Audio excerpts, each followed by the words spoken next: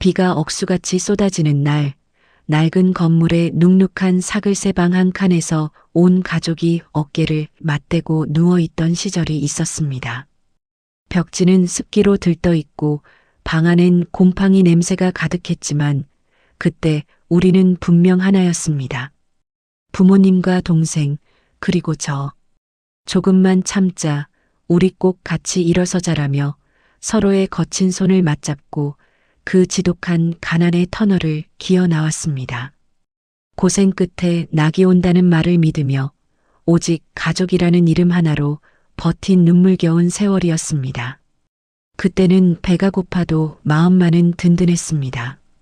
내 편이 있다는 그 믿음 하나가 세상을 이길 유일한 힘이었으니까요. 그런데 참 이상하죠.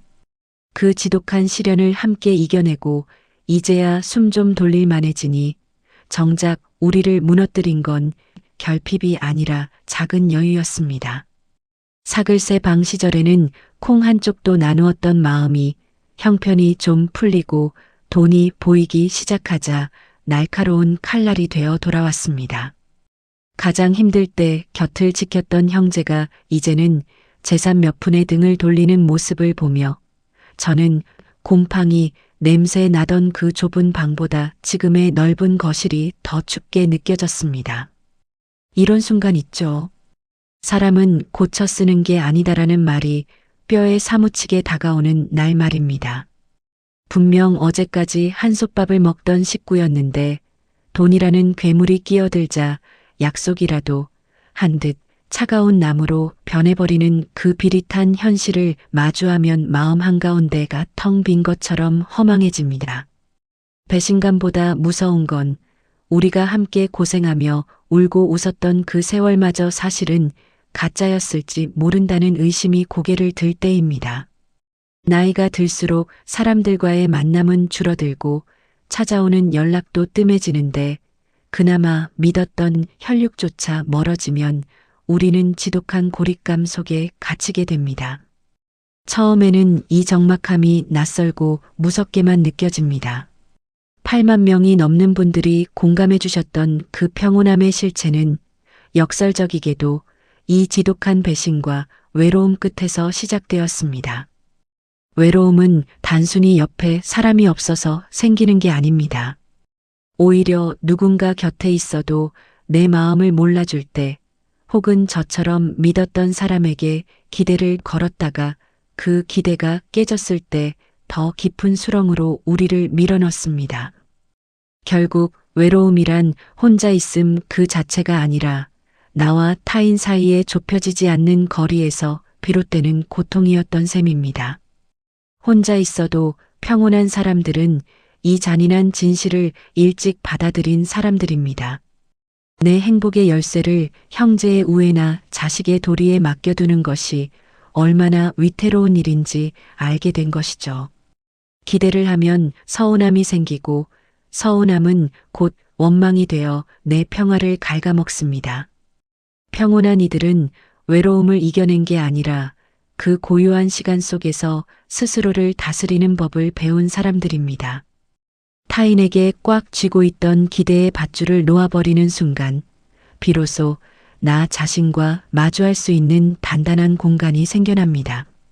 오늘 밤 당신의 마음을 시리게 했던 그 막연한 불안감의 정체는 무엇인가요? 혹시 당신도 모르게 함께 고생했던 그 시절의 기억에 매달려 현재의 배신을 부정하고 싶었던 건 아닐까요?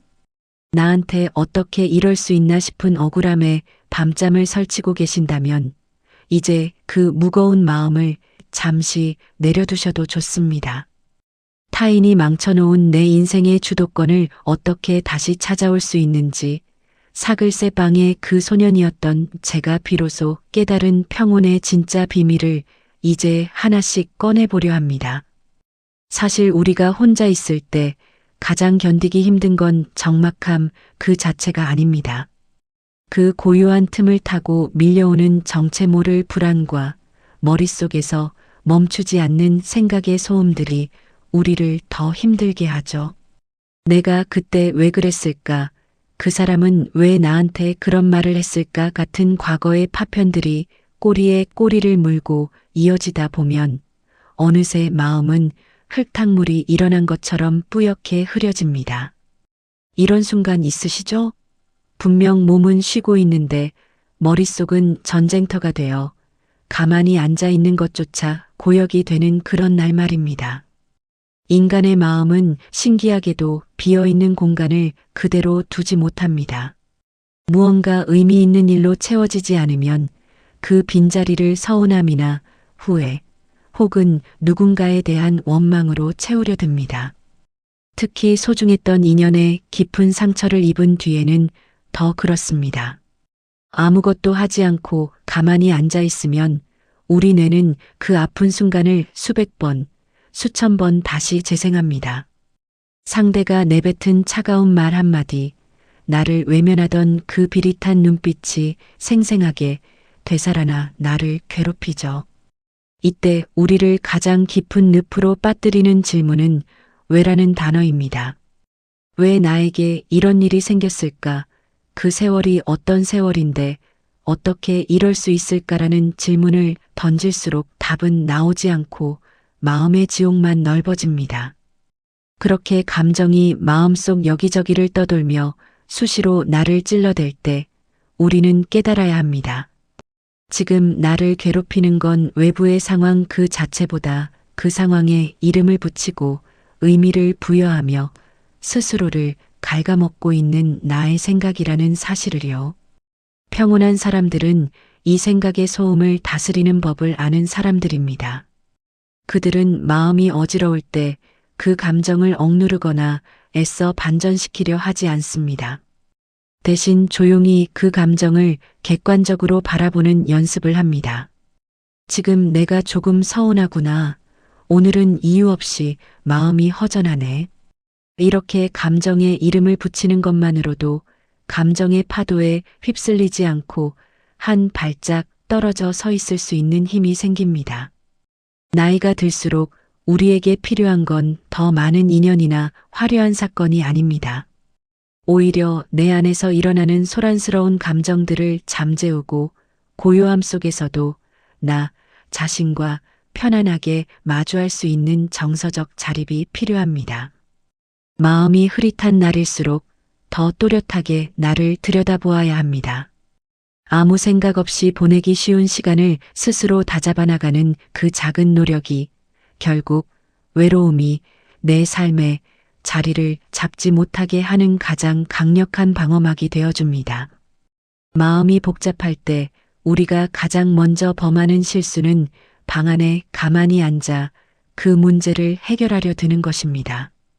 조용한 방에 홀로 앉아 천장을 보고 있으면 처음에는 차분히 정리가 되는 듯 하다가도 이내 생각은 걷잡을 수 없이 어두운 곳으로 흘러갑니다. 서운했던 기억, 나를 아프게 했던 말들, 이미 지나가 버린 과거의 장면들이 머릿속에서 끊임없이 재생되며 나를 괴롭히죠. 사실 우리 마음의 지옥은 외부의 거창한 사건이 아니라 아무것도 하지 않는 그 정지된 시간 속에서 스스로 만들어내는 환영일 때가 많습니다. 인간의 뇌는 참 묘합니다. 몸이 멈춰 있으면 뇌는 더 바쁘게 부정적인 시나리오를 써내려갑니다. 사람들은 왜 나를 힘들게 할까? 나는 왜 이럴까라는 질문이 꼬리에 꼬리를 물고 나를 갉아먹습니다. 이럴 때 필요한 건 대단한 명상이나 깨달음이 아닙니다. 바로 몸을 움직이는 것입니다. 아주 사소하고 정직한 근육의 움직임만이 우리를 생각의 늪에서 건져 올릴 수 있습니다.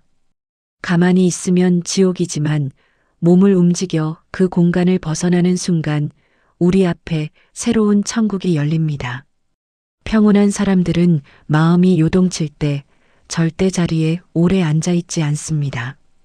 그들은 본능적으로 신발끈을 묶거나 빗자루를 잡습니다. 제 채널에 댓글을 남겨주신 많은 분이 말씀하신 것처럼 아침마다 수영을 가거나 자그마한 텃밭을 가꾸는 일은 단순한 취미가 아닙니다. 그것은 불안이라는 파도가 덮치기 전에 미리 방파제를 싸는 생존의 루틴입니다. 흙을 만지고 물살을 가르는 그 정직한 감각에 집중하다 보면 나를 괴롭히던 타인의 시선이나 과거의 배신감은 어느새 저 멀리 밀려나게 됩니다.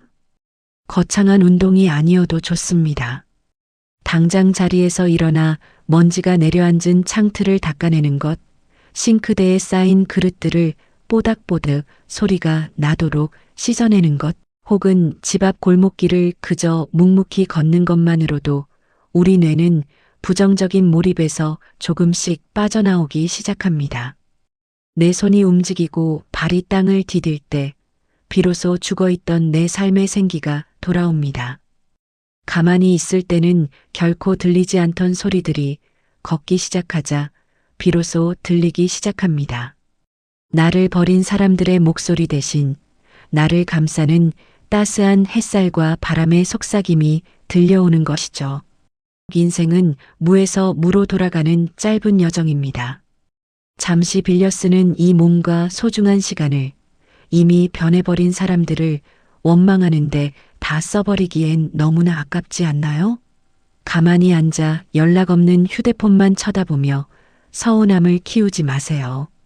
그 시간에 거실 바닥을 한 번 더 닦고 밖으로 나가세요. 주변의 풍경을 눈에 담고 맑은 공기를 깊게 들이마시다 보면 당신을 괴롭히던 그 무거운 기대들이 땀방울과 함께 씻겨 내려가는 것을 경험하게 될 것입니다. 마음이 지옥일 때 우리가 당장 할 수 있는 가장 위대한 복수는 그 상처에 머물지 않고 오늘 하루를 명랑하게 살아내는 당신의 정직한 움직임입니다. 혼자서도 평온한 사람들은 특별히 강철 같은 심장을 가진 사람들이 아닙니다. 다만 그들은 흔들리는 마음을 다잡아줄 자신만의 기준점을 일상 속에 심어둔 사람들입니다. 누구와의 대화나 외부의 특별한 사건이 없어도 하루가 의미 있게 느껴지는 이유는 스스로에게 소중한 순간을 만들어내는 법을 알고 있기 때문입니다. 그들은 기분에 따라 하루를 내맡기지 않습니다. 대신 정해진 시간에 눈을 뜨고 정해진 순서대로 몸을 움직이며 마음의 질서를 잡아나갑니다. 이들의 하루는 아주 단순하지만 단단합니다. 아침에 일어나 가장 먼저 침구를 정리하고 창문을 열어 새벽 공기를 들이마시는 그 짧은 행위 하나가 오늘 하루의 주도권을 나에게 가져옵니다. 누군가 시키지 않아도 정성껏 나를 위한 밥상을 차리고 따뜻한 차 한 잔을 마시며 창밖을 바라보는 그 고요한 시간은 세상의 소음으로부터 나를 격리하는 가장 안전한 보호막이 됩니다. 작은 리듬이 무너지지 않도록 지키는 것, 그것이 바로 그들이 세파에 흔들리지 않는 비결입니다. 평온한 사람들은 또한 타인의 시선에서 완전히 자유로워진 사람들입니다. 누구보다 많이 만나고 무엇을 더 가지고 얼마나 활발하게 사느냐보다 내가 지금 충분한가를 스스로에게 묻습니다. 남이 만든 기준을 따르지 않으니 실망할 일도 없고 조급함에 쫓길 일도 없습니다. 타인에게 인정받으려는 욕구를 내려놓고 나를 편안하게 하는 것이 무엇인지에 더 집중할 때 비로소 비교로 인한 불안에서 벗어나 오롯이 나만의 속도로 걸어갈 수 있게 됩니다. 이들은 감정이 올라오더라도 그것을 억누르거나 판단하지 않습니다. 기분이 나쁜 날이면 그저 그런 날로 받아들이고 이유 없이 허전한 날이면 잠시 그런 시간을 갖는다는 태도로 살아갑니다. 감정을 바꾸려 애쓰는 대신 흐르는 물처럼 자연스럽게 지나가게 두는 연습을 해왔기에 마음속에 큰 파도가 일지 않습니다. 고요한 사람은 특별한 일을 하지 않아도 마음이 복잡하지 않고 매일 반복되는 일상이 지겹지 않습니다. 그들에게 평온은 우연히 찾아오는 행운이 아니라 매일 반복한 작은 선택들이 만들어낸 정직한 결과물입니다. 결국 혼자 있는 시간을 지키는 힘은 나를 대하는 태도에서 나옵니다. 낡고 좁은 방에 있든 넓고 화려한 거실에 있든 내가 나를 귀하게 대접하고 나의 루틴을 존중할 때 삶은 비로소 품격을 갖게 됩니다.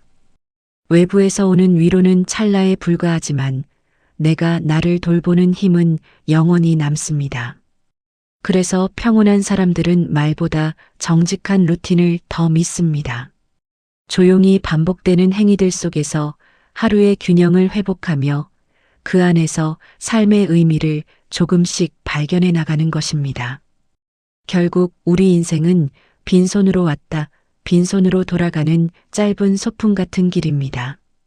저 역시 보증금 없는 사글세 방에서 온 가족이 어깨를 맞대고 울던 그 시절부터 형편이 나아진 뒤 돈 때문에 남보다 못한 사이가 되어버린 형제의 차가운 뒷모습까지 모진 세월을 다 겪어보았습니다. 하지만 이제는 압니다. 그 모든 소동은 내가 타인에게 내 행복을 책임져 달라고 맡겨두었던 헛된 기대에서 비롯되었다는 사실을요. 형제가 나를 속상하게 할 수 있는 이유는 여전히 내 마음속에 함께 고생한 세월이 있는데 어떻게 이럴 수 있나라는 미련이 남아있기 때문입니다. 하지만 그 미련을 담담히 내려놓고 나면 신기하게도 타인의 변심조차 인생이라는 긴 여정에서 만나는 수많은 풍경 중 하나로 보이게 됩니다. 비가 오면 비가 오는 대로, 바람이 불면 바람이 부는 대로 두는 것이지요. 그들이 망가뜨린 건 내 과거의 기억일 뿐, 나의 오늘과 내일까지 망가뜨리게 내버려 두어서는 안 됩니다. 이제는 타인의 시선이나 인정보다 내 마음의 안정을 더 귀하게 여기셔야 합니다. 8만 명이 공감해 주셨던 평온한 사람들의 진짜 비밀은 나를 증명하려 애쓰지 않는 것에 있습니다. 누구보다 잘 살고 있다는 걸 보여줄 필요도 없고 내가 얼마나 억울한지 설명할 필요도 없습니다. 그저 오늘 아침 정해진 시간에 일어나 차 한 잔을 마시고 정갈하게 집안을 갈무리하며 나를 돌보는 그 행위 자체에서 삶의 의미를 찾으면 그만입니다.